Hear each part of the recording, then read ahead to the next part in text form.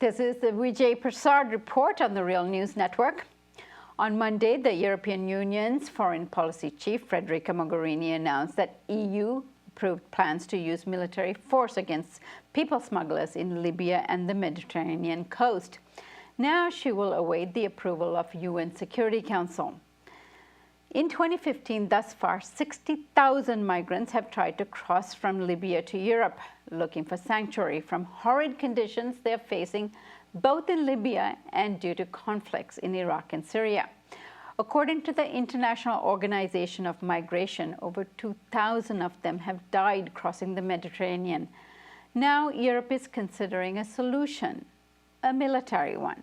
That is the topic of this week's report by Vijay Prashad.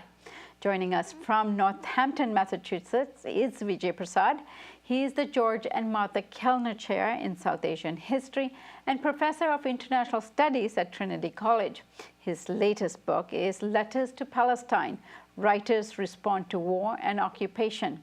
Vijay, thank you so much for joining us today. Pleasure. Thanks a lot. So, Vijay, give us some sense of the magnitude of the problem we are facing. Well, it is a serious problem. So far, as you said, in 2015, 60,000 people at least have tried to cross from Libya, which is in a sense the launch pad, into Europe. This is a very large number of people. Most of them are fleeing wars, such as the war in Syria, or they are fleeing economic collapse due to trade policy. And this is, of course, what has pushed a very large number of people out of West Africa. And so from wars, from adverse trade policy, you get tens of thousands of people fleeing to the closest port of call where they feel that there's some economic opportunities, and that's Europe. Unfortunately for them, they have to go through a very dangerous country at this point, which is Libya. And because of xenophobia and other kinds of intolerances inside Europe, they are now going to face a European military challenge on the Mediterranean.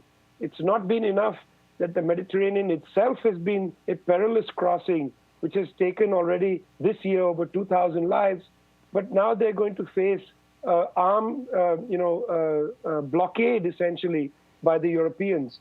But this decision made by the Council of Ministers in Brussels is actually a convoluted decision because they are calling for entering Libya to disrupt the boats and to disrupt the smugglers' network. But the Europeans themselves cannot decide to enter Libya or to enter Libyan territorial waters. So this particular decision by the EU is a rather toothless decision unless they mean to shoot at boats filled with unarmed migrants who are already in the middle of the Mediterranean. And it's because they don't have authorization to enter Libya or Libyan waters that it's been so important for the EU's head on this, Federica Mogherini, to insist upon a UN Security Council resolution under so-called Chapter 7, which would allow the Europeans, if it were under Chapter 7, to use force. What is exacerbating the problem at the moment? Now, they're saying that migrants arriving in Europe has multiplied. Why? Well, in fact, the International Organization of Migration doesn't show that there is an incredible increase in the number of migrants. It's not a huge increase. It's certainly increased over the last 10 years. And this is, as I said, for two reasons. One is the Syrian conflict is a serious problem. 6% of the Syrian population has been killed. More than half the Syrian population has been displaced. That is, millions of Syrians are outside their country. And many of them are beginning to find that in the neighboring countries that have taken them, in other words, Lebanon, to some extent Egypt, Jordan, Turkey, these countries are not entirely able to absorb more migrants. That's the general feeling. And as well, the conflict both in Iraq and Syria is intensifying on the ground. this has pushed a large number of people to seek sanctuary in Europe. You have to understand that neither the Europeans nor the United States are taking commensurate numbers of refugees from these wars. The United States has only taken 546 refugees from the Syrian war. Compare that to over 1 million people who are right now refugees in Lebanon.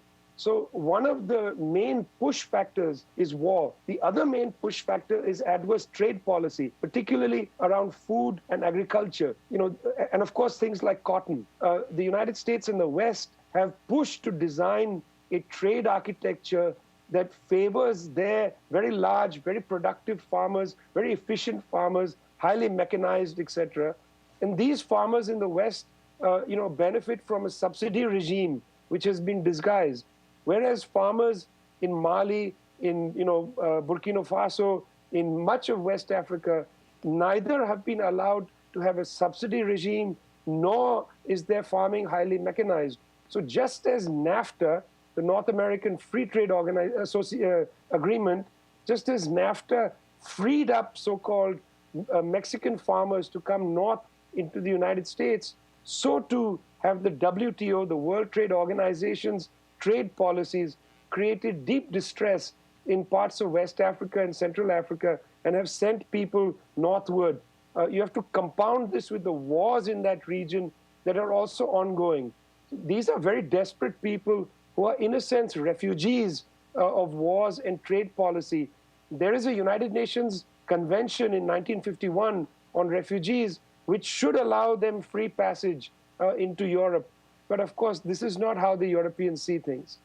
Now, Vijay, it used to be that dealing with refugees was a humanitarian effort on the part of the UN. Now it is asking for a military, or at least Europe is asking for a military solution. This must actually be splitting Europe itself in terms of how to deal with the problem. What are the conflicts there?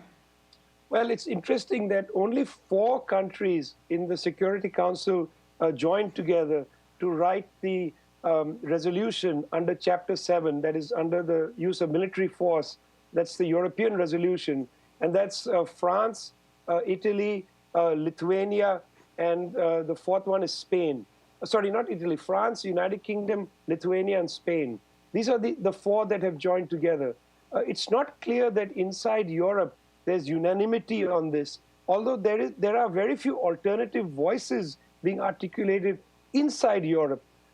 It's very unlikely that the resolution is going to go through the Security Council.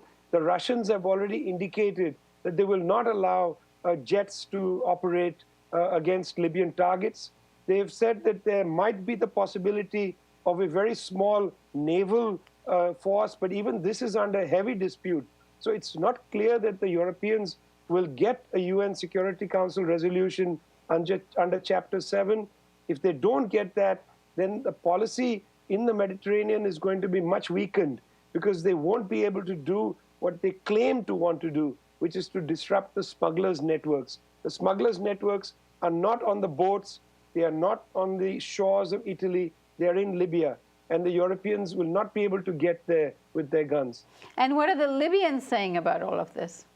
Well, you'll have to remember that there are 2 Libyan governments at this time, and neither of them have complete authority over the country.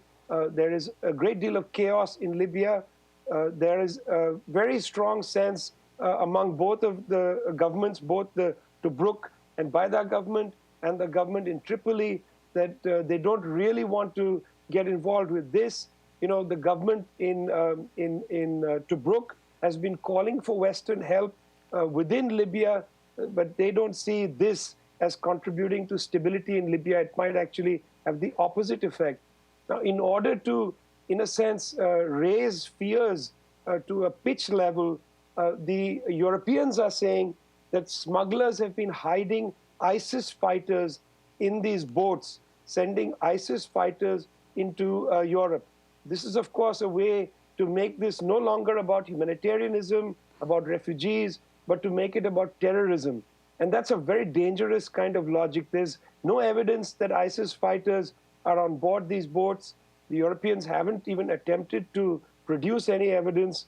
There's some scaremongering happening, but I don't think it's going to work, largely because very few people believe that European bombardment of the Libyan coastline is going to stop the problem.